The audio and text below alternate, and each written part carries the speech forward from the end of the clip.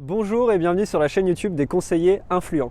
Dans cette vidéo, je vais vous parler des différentes sources de trafic que vous pouvez opter pour créer du trafic sur vos différents entonnoirs de vente dans le but de trouver des clients grâce au digital. Donc déjà, une source de trafic, qu'est-ce que c'est? C'est une action que vous allez faire ou qu'une autre plateforme va vous référencer et ces personnes vont finir par tomber sur vous, que ce soit sur Google, sur les réseaux sociaux ou peu importe. Ce qui va être important déjà à décomposer, c'est qu'il y a deux formes de trafic. Il y a le trafic payant et le trafic gratuit. On va commencer par parler du trafic gratuit. Le trafic gratuit, vous pouvez le faire de différentes façons, notamment au travers de la création de contenu.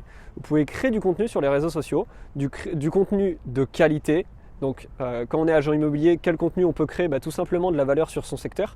Ça peut être du contenu sur les meilleurs secteurs de la ville, les meilleurs restaurants, parler des écoles, parler des clubs sportifs, peu importe, vous devez parler de votre secteur pour être référencé comme la personne qui connaît son secteur. Ça peut être un axe de développement de création de contenu pour un agent immobilier, mais vous pouvez aussi très bien parler du métier, prouver votre expertise.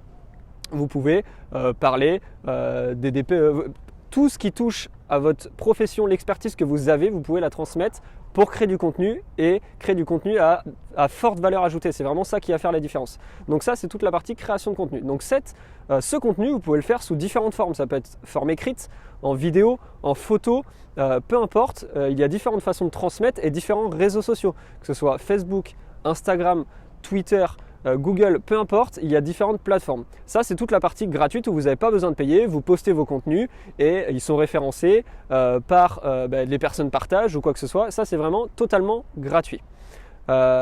En contenu gratuit toujours, vous avez le référencement Google. C'est vraiment quelque chose de super puissant sur le long terme. C'est-à-dire que quand on débute son référencement, c'est très compliqué d'être référencé directement. Mais sur le long terme, si vous avez un bon blog avec des articles percutants, travaillés pour le SEO, vous serez référencé naturellement et vous aurez un trafic totalement gratuit. Et sur le long terme, c'est vraiment impactant car vous pouvez obtenir des clients avec un trafic totalement gratuit.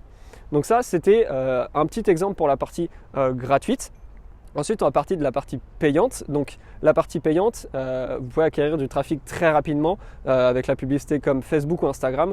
Vous pouvez obtenir du trafic dès aujourd'hui si vous lancez vos pubs aujourd'hui. À l'inverse du contenu gratuit où là, c'est vraiment le fait de créer de la valeur, d'être connu et d'être référencé qui prendra un peu plus de temps. Sur le long terme, c'est super, mais sur le court terme, le trafic payant est recommandé, même s'il faut toujours allier les deux. Ça va ensemble. Le trafic payant, donc, ça passe principalement au travers de publicité Facebook et Instagram, les deux gros axes ultra importants. Après, vous avez la publicité Google, vous avez la publicité YouTube qui est de plus en plus amenée à se développer.